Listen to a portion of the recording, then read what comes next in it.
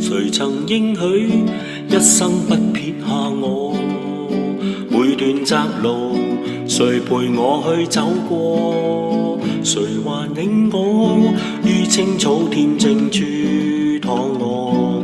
風燭因為比海沙更多。誰曾應許天天看顧着我？晝夜倦遊，連頭髮也數過。誰還以愛驅走心裏懼怕怯懦？那句路途捲動着漩渦。因你是我主，我避難所，盾牌和詩歌。你是我的高台，我隨時幫助。來吧，用信心讚頌和高歌，你永在我心窩。為你有永生江河，除你以外不依靠別個。我究竟算什麼？